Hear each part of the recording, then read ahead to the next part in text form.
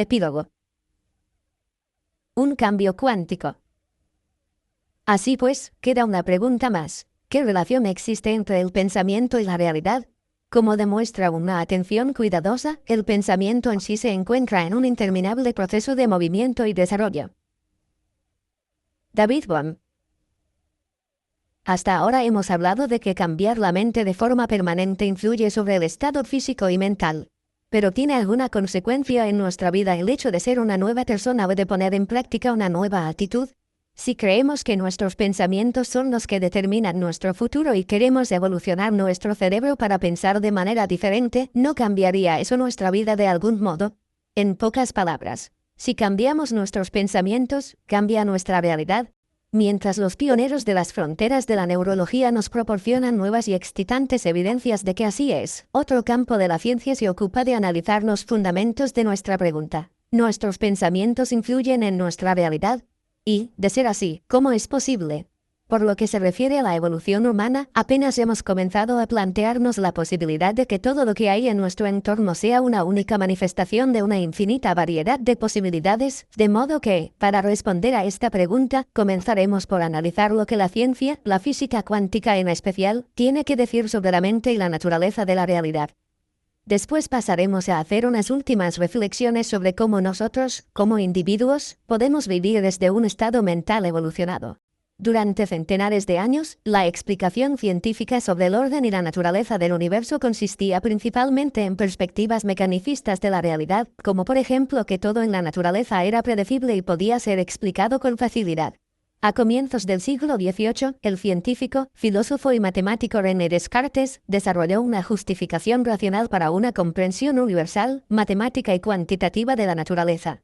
Para llegar a la idea de que el universo funcionaba como una especie de autómata, Descartes tuvo que crear una división intelectual importante, la división entre la mente y la materia. Puesto que Descartes consideraba que los cuerpos relativamente grandes seguían en el espacio unos principios repetibles, decidió que toda la materia seguía leyes objetivas y que, por lo tanto, podía agruparse bajo la categoría de ciencia.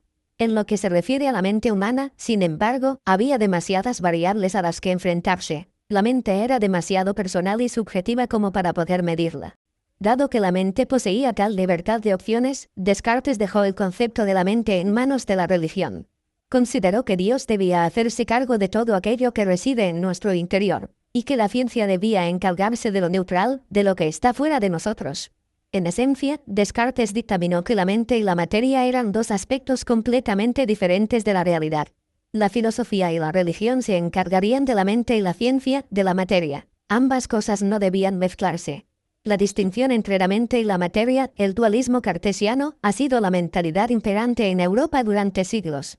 Alrededor de 100 años después, Isaac Newton ideó leyes matemáticas que integraban los fundamentos mecanicistas del dualismo de Descartes en ecuaciones y constantes científicas que convirtieron la física clásica en una ciencia respetable. Las leyes de la materia eran ya conocidas, coherentes y predecibles. La naturaleza era en realidad una simple máquina y el hombre podía dar explicaciones racionales de su funcionamiento. La física newtoniana imperó hasta el siglo siguiente, cuando Einstein y sus teorías estremecieron el mundo. La teoría de Einstein sobre la naturaleza de la materia y la energía es uno de los grandes logros intelectuales de la historia humana, ya que sus nuevos conceptos proporcionaron una explicación sobre cómo contribuye la energía a la formación de la materia. La unificación de la materia y la energía supuso un avance gigantesco en la comprensión de la naturaleza de la realidad. El trabajo de Einstein también les abrió la puerta a nuevas áreas de investigación. Postuló, por ejemplo, que si tomamos cuerpos grandes y les damos una aceleración, la velocidad máxima a la que pueden moverse es la velocidad de la luz. La relatividad, basada en el modelo de Einstein, dejó claro que las leyes físicas son esencialmente las mismas para todas las formas de materia, objetos y partículas, y para la energía, la luz y las ondas, que viajan a la misma velocidad. Por ejemplo, si voy conduciendo mi coche a 90 km por hora y tú viajas a mi lado en un tren que marcha a la misma velocidad, ambos tendremos la sensación de que no nos movemos, ya que nuestra velocidad relativa crea un tiempo relativo para ambos. Por lo tanto, el espacio, el tiempo e incluso la masa dependen de la velocidad a la que viajamos, de si estamos en el espacio y de si nos acercamos o nos alejamos de un destino determinado. Con el tiempo, los científicos se toparon con un enigma intelectual al reflexionar sobre la naturaleza de uno de los elementos fundamentales de la vida en la Tierra. La luz. Aunque en un principio creyeron que la luz era una onda y se comportaba como tal en todas las circunstancias, más tarde observaron que la luz se comportaba en unas ocasiones como una onda y en otras, como una partícula. Por ejemplo, ¿cómo explicamos que la capacidad de la luz para doblar una esquina? A través de una serie de experimentos llevados a cabo por Maxwell Planck y Niels Bohr, entre otros, la comunidad física llegó a la conclusión de que la luz es tanto una partícula como una onda. Hemos llegado a una noción del pensamiento científico denominada física cuántica, que nos dice que la luz se comporta de determinadas formas en función de la persona que observa el fenómeno. Así pues, el meticuloso mundo de la física clásica y sus meticulosas leyes comenzó a desmoronarse a principios del siglo XX, cuando los innovadores físicos cuánticos notaron al medir y observar el diminuto mundo de las partículas subatómicas que éstas no se comportaban como los objetos grandes. Por ejemplo, los científicos descubrieron que los electrones aparecían y desaparecían cuando se liberaba energía.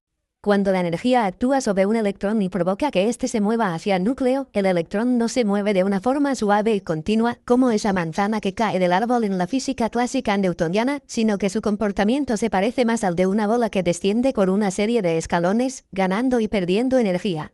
Las leyes de la física clásica y las de la cuántica se distanciaron aún más cuando los físicos se dieron cuenta de que las diminutas partículas que componen los átomos responden a la mente del observador. Por ejemplo, las ondas se convierten en partículas cuando se miden y se observan. Aún más, el hecho de que el observador esté presente o no cambia el resultado de los experimentos cuánticos.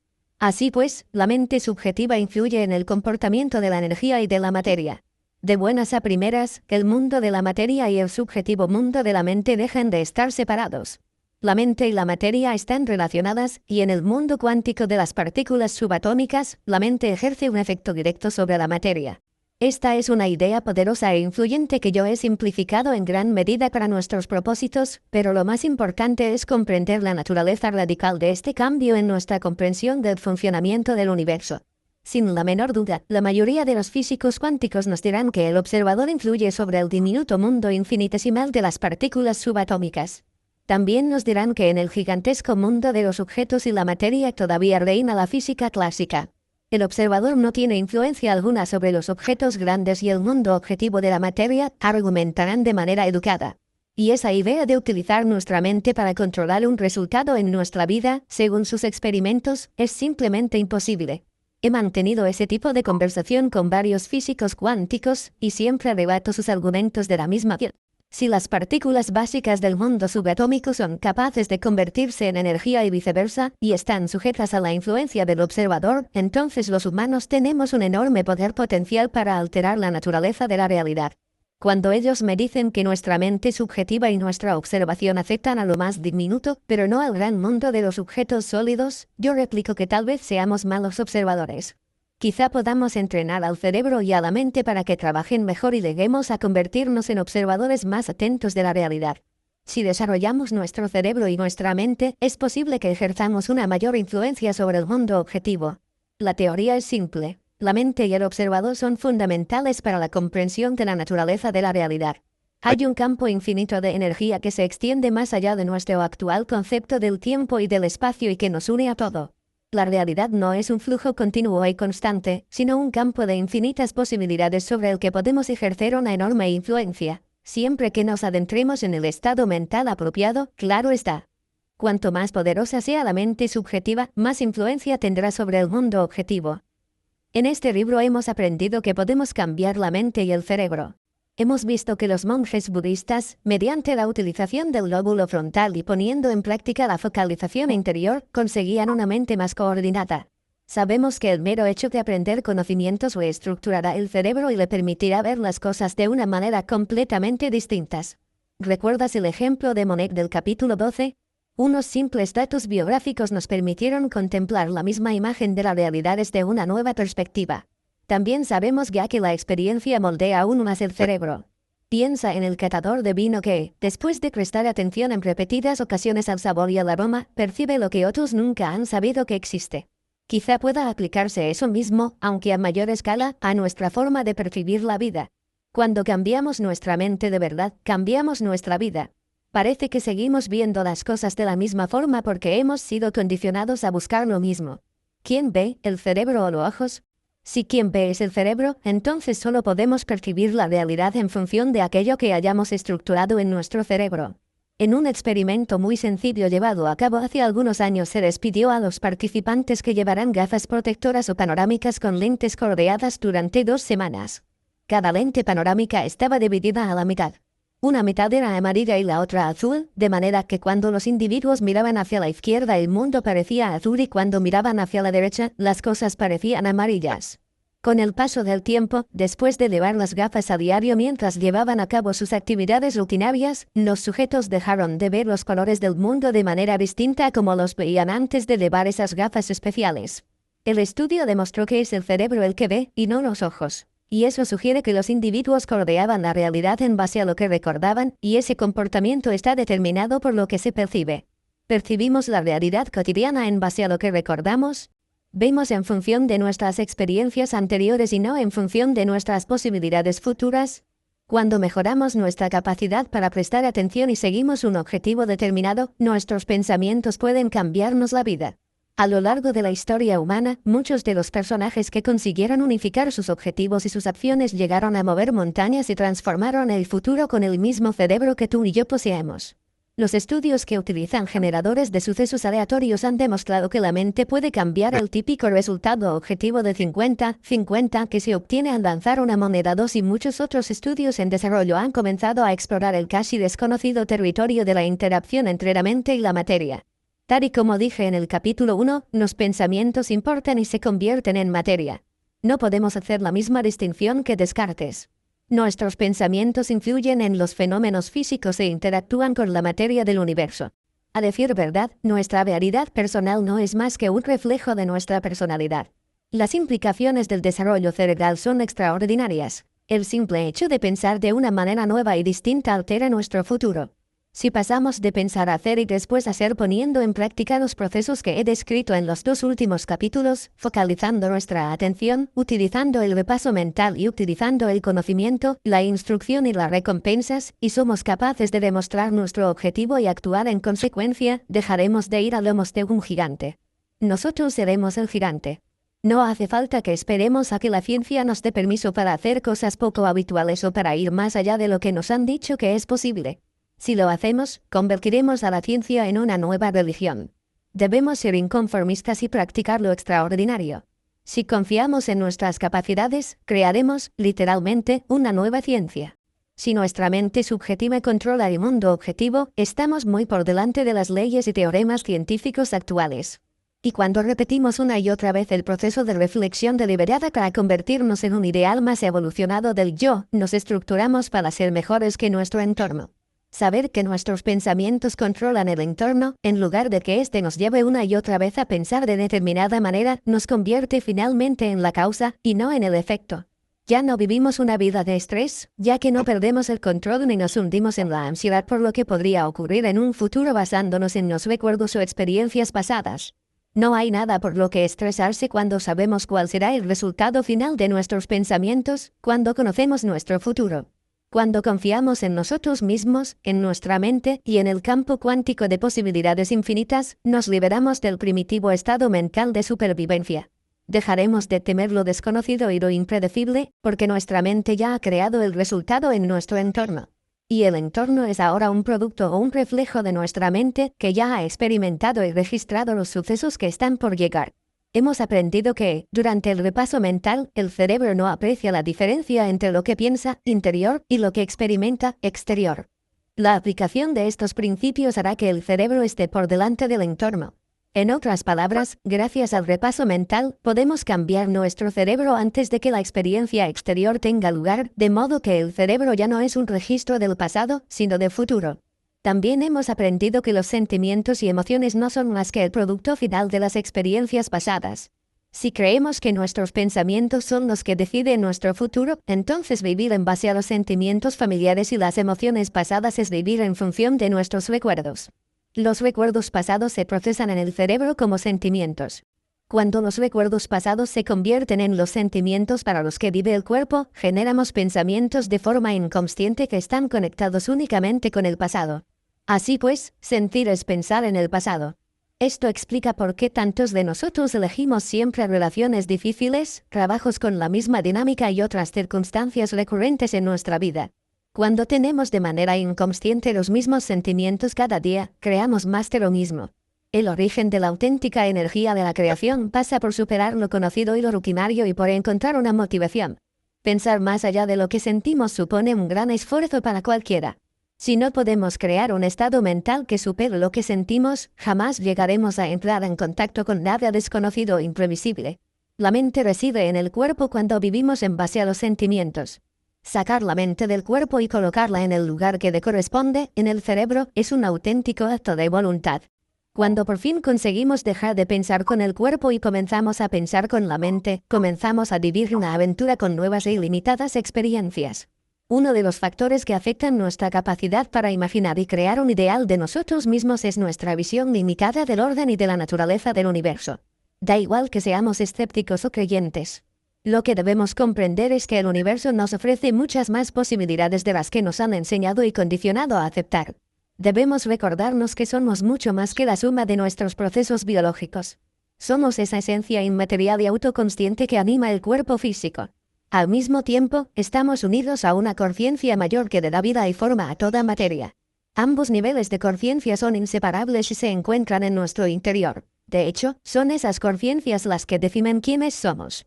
La energía que sustenta el universo y todos sus componentes juntos puede verse afectada por nuestras interacciones conscientes con la vida, ya que estamos formados por esa misma energía. Por lo tanto, no podemos cambiar lo que pensamos, lo que hacemos y lo que somos sin alterar esa red infinita de energía. Cuando cambiamos de verdad, el campo de posibilidades de nuestra vida personal cambia también. El resultado de tales esfuerzos nos brinda nuevas y diferentes circunstancias en la vida, a la altura de la persona en la que nos hemos convertido. Algunos podrían decir que todo esto resulta difícil de imaginar, por no mencionar de creer. No obstante, ¿por qué tenemos entonces esa inclinación natural a rezarle a un poder o inteligencia superior cuando las situaciones se nos escapan de las manos? Rezar es mantener un pensamiento o idea en mente con la intención de conseguir un resultado que se convierta en algo más real que las circunstancias presentes. Es el pensamiento intencionado el que nos concede la oportunidad de entrar en contacto con una mente superior. Cuando apelamos a esa inteligencia innata que reside en nuestro interior haciendo de nuestro deseo el único objetivo real, ésta responde a la llamada. Cuando nuestra voluntad se corresponde con la voluntad de esta mente, y cuando nuestro amor por ese ideal concuerda con el amor que ella siente por nosotros, siempre interviene. Podemos hacer que nuestros pensamientos sean más reales para nosotros que el mundo exterior y cuando perdemos el hilo de las percepciones sensoriales de nuestro cuerpo, del espacio y del tiempo, nos adentramos literalmente en este ilimitado campo de posibilidades. Nuestro cerebro ya está estructurado para ser de esta manera gracias a nuestro enorme lóbulo frontal. ¿Podemos mantener una relación con esta mente y este orden innatos? Yo opino que sí. ¿Cómo podría esta mente superior saber todo lo que sabe y coexistir con nuestra mente consciente, pero no ser lo bastante inteligente como para responder a nuestra intención? Con todo, debemos ejercitar el libre albedrío subjetivo y esforzarnos por contactar con nuestra mente superior. Si nos tomamos tiempo para interactuar con ella, deberíamos ser lo bastante valientes como para buscar una respuesta en forma de recompensa en nuestro mundo. Así, actuaríamos como los científicos de nuestra propia vida. Cuando vemos y cuantificamos que nuestros pensamientos y objetivos evolucionan gracias a nuestros esfuerzos internos, podemos estar al tanto de ese experimento personal llamado vida. Yo he comprobado que cuando esa mente invisible comienza a responder, nuestras creaciones llegan hasta nosotros no en formas conocidas, sino en formas nuevas, excitantes, impredecibles y sorprendentes. Y la alegría y el asombro nos animarán después a llevar a cabo el proceso una y otra vez. Desarrollaremos un circuito neural a sabiendas de que existe un poder superior en nuestro interior y que podemos aceptar sus regalos. Debemos motivarnos para darle una oportunidad a este experimento personal de creación. De otra forma, nos quedaremos bloqueados en la fase de reflexión intelectual de los recuerdos declarativos y jamás experimentaremos la alegría que el cambio puede ofrecer. Debemos transformarnos, pasar de ser pensadores intelectuales a practicantes apasionados, hasta que podamos ser lo que nos hemos propuesto mentalmente. Y cuando logremos ser cualquier cosa, podremos observar las realidades de un estado mental más abierto y no con la mentalidad que asedia a la humanidad. Alinear nuestros pensamientos, nuestros actos y nuestros objetivos nos brinda este enorme campo de posibilidades. Cuando vivimos en un futuro que todavía no hemos experimentado con los sentidos pero que existe en nuestra mente, vivimos según lo que puede llegar a ser la última demostración de las leyes cuánticas. Para cambiar la mente no es suficiente un poco de tiempo y de esfuerzo. Debemos convertirnos en esa mente hasta que nos resulte fácil y natural expresar nuestro nuevo yo. Es entonces cuando se abre la puerta a las nuevas e inexplicables posibilidades. A fin de evolucionar nuestro cerebro debemos convertir nuestros pensamientos y recuerdos explícitos en implícitos, de manera que todos esos sistemas queden bajo el control de la mente. Ser uno con cualquier concepto nos permite saber cómo crear ese estado mental particular. Y, de acuerdo con lo que hemos aprendido sobre los recuerdos implícitos, tal vez la iluminación espiritual no sea más que saber que sabemos. Incluso en el caso de que no podamos aceptar este paradigma, debemos admitir que si cambiamos nuestra mente y nuestro estado del ser, tomaremos un montón de decisiones diferentes que jamás se nos habrían presentado cuando vivíamos nuestro antiguo yo. Cuando manifestamos una nueva expresión del yo, pensamos y actuamos de manera distinta. Si vivimos un aspecto más evolucionado del yo, en el que una decisión lleva a otra, al final tendremos una nueva vida con nuevas circunstancias. Y eso es una nueva realidad. Es la evolución humana en el más estricto de los sentidos. Así de simple.